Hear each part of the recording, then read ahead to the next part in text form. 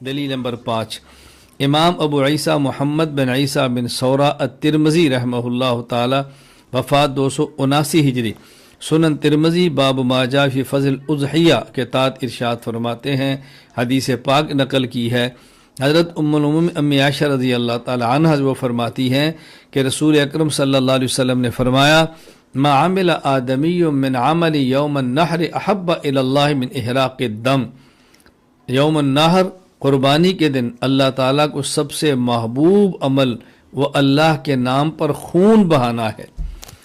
انہ لیاتی یوم القیامت بقرونہا و اشعارہا و اضلافہا، یہ جو آپ نے قربانی دی ہے، اس قربانی کے جانور کو آپ نے ذبح کیا ہے، اس میں سینگ بھی ہے، اس میں بال بھی ہیں، اس میں اس کے کھر بھی ہیں۔ قیامت کے دن اللہ تعالیٰ سینگ اور کھر اور اس کے بالوں کو بھی لائیں گے، یعنی اس پر بھی نیکی عطا فرمائیں گے۔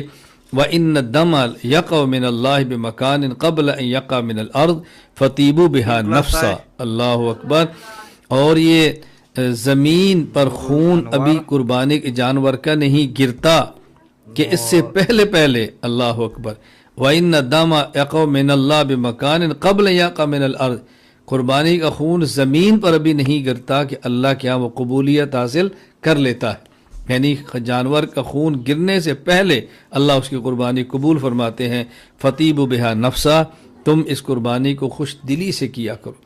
یہاں دیکھو رسول اکرم صلی اللہ علیہ وسلم نے جو بات سمجھنے کی ہے، آپ نے قربانی کی جانور کے خون کا ذکر کیا ہے، آپ نے اس کے کھر کا ذکر کیا ہے، بال کا ذکر کیا ہے، سینگ کا ذکر کیا، گوشت کا ذکر نہیں کیا، یعنی کلیجی کا ذکر نہیں ہے، گوشت کا ذکر نہیں ہے، پائے کا ذکر نہیں ہے، مغز کا ذکر نہیں۔ رسول اکرم صلی اللہ علیہ وسلم سمجھانا چاہتے ہیں کہ وہ جانور کے اعضاء جو تم استعمال نہیں کرتے اور پھینک دیتے ہو، اللہ تعالیٰ اس پر بھی اجر عطا فرمائیں گے۔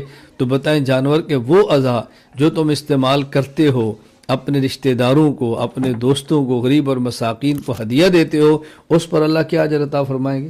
اس کا تو آپ نے ذکر ہی نہیں کیا۔